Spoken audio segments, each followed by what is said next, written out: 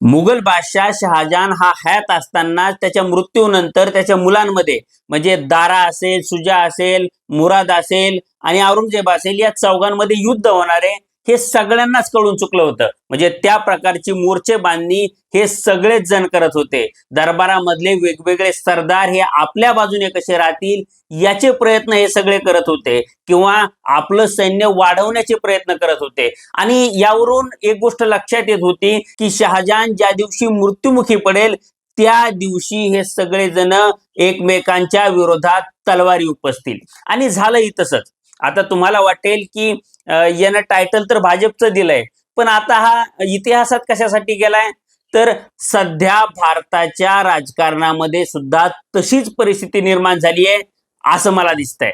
आणि एकंदरीत 2029 मध्ये ज्यावेळी मोदी हे सत्तेच्या बाहेर पडतील किंवा ते पंतप्रधान राहणार नाहीत, त्यानंतर भाजपच्या अंतर्गत सुद्धा अशाच तलवारी उपसल्या जातील असं मला ठामपणे वाटतं. आता भाजपमध्ये या तलवारी उपसल्या जातील असं मला का वाटतं, तर 2029 मध्ये पंतप्रधान पदाचे जे स्पर्धक आहेत म्हणजे देवेंद्र फडणवीस असतील, योगी आदित्यनाथ असतील किंवा अमित शहा असतील, हे सगळे ज्या प्रकारे मोर्चे बांधणी करतायत किंवा स्वतःची 29ची पंतप्रधान पदाची तयारी करतायत, त्यानुसार या तलवारी उपसल्या जाणं हे क्रमप्राप्त आहे, हे मी तुम्हाला आत्ताच सांगतो. आणि या सगळ्यांची प्लॅनिंग नेमकी कशी चालू आहे आणि यातली सगळ्यात महत्वाची प्लॅनिंग म्हणजे अमित शहाची प्लॅनिंग कशी चालू आहे. म्हणजे ते भाजपच्या अंतर्गत प्लॅनिंग करतायत, पण भाजपच्या बाहेर सुद्धा त्यांची प्लॅनिंग सुरू आहे. आणि ही बाहेरची प्लॅनिंग नेमकी काय आहे ती अतिशय इंटरेस्टिंग आहे. आता ही बाहेरची प्लॅनिंग नेमकी काय आहे तेच मी तुम्हाला आजच्या व्हिडिओमधून सांगणार आहे. आणि ही बाहेरची प्लॅनिंग तुमच्या लक्षात आल्यानंतर अमित शहा 2029 साठी आत्ताच कसे तयार झालेले आहेत हे तुमच्या लक्षात येईल. त्यामुळं 29चं रणकंदन कसं असणार आहे, म्हणजे भाजपच्या अंतर्गत जी यादवी होणार आहे ती यादवी कशी असणार आहे हे मी तुम्हाला या व्हिडिओमधून सांगणार आहे. त्यामुळे हा व्हिडिओ तुम्ही अगदी शेवटपर्यंत पहा. आणि व्हिडिओ शेवटपर्यंत पाहिल्यानंतर भारताचा पुढचा पंतप्रधान कोण असेल असं तुम्हाला वाटतं हे मला कमेंट बॉक्समध्ये सांगा. सोबतच तुम्ही जर अजूनपर्यंत लॉजिकल सिद्धांत आपल्या युट्यूब चॅनलला सबस्क्राईब केलं नसेल तर आधी आपल्या चॅनलला तेवढं सबस्क्राईब करा. नमस्कार, मी सिद्धांत आणि लॉजिकल सिद्धांत आपल्या युट्यूब चॅनलमध्ये तुमचं अगदी मनपूर्वक स्वागत आहे. तर नरेंद्र मोदी हे 2029 साली पंतप्रधानपदी नसतील याची जाणीव सगळ्यांना झालेली आहे.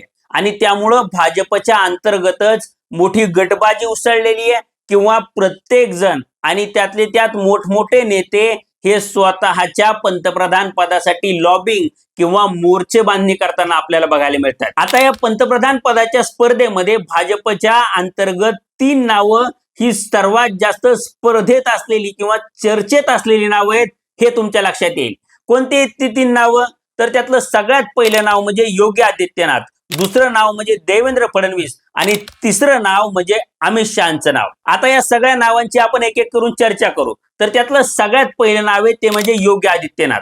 आता भारतामध्ये 2014 नंतर हार्ड हिंदुत्व म्हणजे कट्टर हिंदुत्ववादाचा प्रभाव हा दिवसेंदिवस वाढत गेलेला आपल्याला बघायला मिळतो. आणि या हार्ड हिंदुत्वाचा भगवा चेहरा म्हणजे भगवे कपडे घातलेला किंवा आक्रमकपणे मुस्लिमांना शिंगावर घेणारा चेहरा म्हणून योगी आदित्यनाथ यांचं नाव हे भारतामध्ये प्रचलित झालेलं आपल्याला बघायला मिळतं. आणि योगींच्या या फायरब्रँड नेतृत्वाची जी फॅन फॉलोईंग आहे ती संपूर्ण देशभर असलेली आपल्याला बघायला मिळते. आणि त्यामुळे या कट्टर हिंदुत्वाच्या बळावर योगी आदित्यनाथ हे स्वतःला पंतप्रधान पदासाठी प्रोजेक्ट करतायत असं दिसतं. या यादीतलं दुसरं नाव आहे ते म्हणजे देवेंद्र फडणवीसांचं नाव. देवेंद्र फडणवीस जर तुम्ही बघितले तर देवेंद्र फडणवीस हे स्वतःला इन्फ्रामॅन म्हणून प्रोजेक्ट करण्याचा प्रयत्न करतायत. म्हणजे मी समृद्धी महामार्ग बांधला किंवा कोस्टल रोड बांधला, अटल सेतू बांधला, आता शक्तीपीठ महामार्ग बांधतोय आणि या सगळ्यामधून मी कसा विकास पुरुष आहे हे सांगण्याचा त्यांचा प्रयत्न आहे. म्हणजे 2014 मध्ये नरेंद्र मोदींनी जे गुजरात मॉडेल भारताला दाखवलं तसंच इन्फ्रास्ट्रक्चरचं महाराष्ट्र मॉडेल फडणवीस दाखवण्याचा प्रयत्न करतायत. आणि त्यातून भाजपा अंतर्गत ते त्यांची दावेदारी ही मजबूत करण्याचा प्रयत्न करतायत. या व्यतिरिक्त देवेंद्र फडणवीसांसाठी पॉझिटिव्ह असलेली एक गोष्ट म्हणजे त्यांना असलेला राष्ट्रीय स्वयंसेवक संघाचा सपोर्ट. आता राष्ट्रीय स्वयंसेवक संघ हा भक्कमपणे देवेंद्र फडणवीसांच्या पाठीशी उभा आहे आणि तो अमित शहाच्या विरोधात उभा आहे असं आपल्याला दिसतंय. आणि त्यामुळं अमित शहाची बांधणी ही संघाला आणि त्यांच्या कंटेंडर्सला म्हणजे योगींना किंवा फडणवीसांना रोखण्यासाठी हे आपल्या लक्षात येईल. ते कसं, तर अमित शहा हे पक्षाच्या अंतर्गत सुद्धा बांधणी करतायत आणि पक्षाच्या बाहेर सुद्धा बांधणी करतायत. आणि त्याचा सर्वात मोठा पुरावा म्हणजे आताच झालेल्या ऑपरेशन टायगर मध्ये आपल्याला सापडतो. आता शिंदेंनी ऑपरेशन टायगर केल्यानंतर ठाकरे गटाचे जे खासदार फुटले ते खासदार भाजपमध्ये सुद्धा जाऊ शकत होते, ते शिंदे गटातच का गेले? किंवा याआधी सुद्धा तृणमूलचे 28 पैकी 20 खासदार फुटले, ते खासदार भाजपमध्ये सुद्धा जाऊ शकत होते किंवा भाजपमध्ये सुद्धा विलीन होऊ शकत होते, पण ते त्रिपुरा मधल्या कोणालाच माहिती नसलेल्या पक्षात का विलीन झाले? तर याचं सगळ्यात मोठं कारण आहे ते म्हणजे अमित शहाची 2029 ची स्ट्रॅटेजी. ही स्ट्रॅटेजी काय आहे?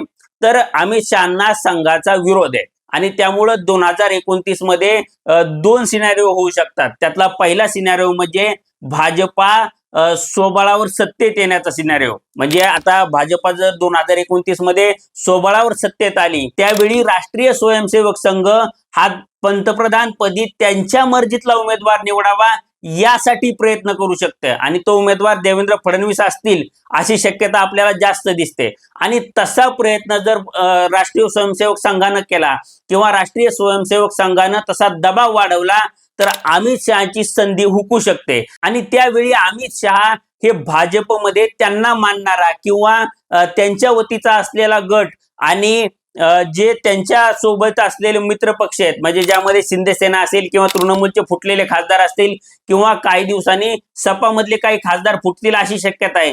या सगळ्या फुटलेल्या खासदारांना सोबत घेऊन आणि भाजप मधला एक मोठा गट घेऊन स्वतः भाजपपासून वेगळं होऊन म्हणजे बंड करून पंतप्रधान पदासाठी दावा तरी करू शकतात किंवा या सगळ्या खासदारांच्या बळावर मी पंतप्रधान पदासाठी दावा करेल असा संघावर दबाव तरी आणू शकतात. आणि या दोन्ही गोष्टींमध्ये अमित शहांना पंतप्रधान पदी बसवल्याशिवाय संघाला पर्याय उरणार नाही अशी परिस्थिती निर्माण होईल. आता भाजप समोरचा हा झाला एक सिनारिओ, पण भाजपच्या समोरचा दुसरा एक सिनारिओ असणार आहे आणि तो दुसरा सिनारिओ काय असणार आहे तर भाजपची स्वबळावर सत्ता न येणं हा तो सिनारिओ असणार आहे. जर 2029 मध्ये भाजपची स्वबळावर सत्ता आली नाही तर भाजपला मित्र पक्षांचा सहारा घ्यावा लागणार आहे. त्यावेळी अमित शहाच्या मर्जीतले जे मित्र पक्ष आहेत म्हणजे शिंदे सेना असेल किंवा तृणमूलचे फुटलेले खासदार असतील किंवा आणखी काही मित्र पक्ष असतील, हे पाठिंब्याच्या बदल्यात अमित शहांना पंतप्रधान करा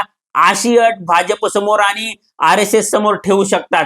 आणि या सगळ्या परिस्थितीमध्ये अमित शहांना या सगळ्या मित्र पक्षांचा किंवा फोडून पक्षाच्या बाहेर ठेवलेल्या खासदारांचा पाठिंबा मिळू शकतो किंवा मदत होऊ शकते. आणि त्यासाठीच या सगळ्या लोकांना त्यांनी भाजपमध्ये विलीन करून घेतलं नाही तर त्यांना पक्षाच्या बाहेरच ठेवलंय अशी परिस्थिती आहे. आता 2029 मध्येच या लोकांना अमित शहा वापरतील असं नाहीये, तर सध्या सुद्धा जेव्हा गरज पडेल तेव्हा या सगळ्या नेत्यांचा किंवा या सगळ्या पक्षांचा अमित शहा स्वतःसाठी फायदा करून घेतायत असं आपल्याला बघायला मिळतंय. म्हणजे गेल्या काही दिवसांपूर्वी अशी बातमी राजकीय वर्तुळात चर्चिली जात होती की भाजपनं एकनाथ शिंदेंना मुख्यमंत्री पदाची ऑफर दिली आहे आणि आता एकनाथ शिंदेंना मुख्यमंत्री करून महाराष्ट्रासारखं श्रीमंत राज्य हे आपल्या मर्जीतल्या नेत्याच्या ताब्यात देण्याचा आणि फडणवीसांना केंद्रात घेऊन त्यांना अंकित करण्याचा किंवा त्यांचे पंख छाटण्याचा प्रयत्न हे अमित शहा करत होते हे तुमच्या लक्षात येईल. आता अमित शहाचे ते प्रयत्न किती फळाला येतात हे बघावं लागेल. पण या प्रकारे अमित शहा स्वतःच्या राजकारणासाठी शिंदे असतील किंवा तृणमूलमधून फुटलेला गट असेल किंवा इतर अनेक छोटे छोटे गट असतील यांचा वापर कसा करून घेतायत हे तुमच्या लक्षात आलं असेल. आता ही सगळी मोर्चे बांधणी बघितल्यानंतर अमित शहाची ही पक्षाच्या बाहेरची बांधणी यशस्वी होईल. देवेंद्र फडणवीसांचं संघाच्या बळानं आपलं इन्फ्रामॅन म्हणून जे प्रोजेक्शन होते त्या बळावर ते पंतप्रधान होतील की योगी आदित्यनाथ हे कट्टर हिंदुत्वाचा अजेंडा घेऊन पंतप्रधानपदी बसतील, यापैकी नेमकं काय होऊ शकतं असं तुम्हाला वाटतं हे मला कमेंट बॉक्समध्ये सांगा. व्हिडिओ आवडला असेल तर व्हिडिओला लाईक करा आणि असेच नवनवीन व्हिडिओ पाहण्यासाठी लॉजिकल सिद्धांत या आपल्या युट्यूब चॅनलला सबस्क्राईब करायला विसरू नका. धन्यवाद.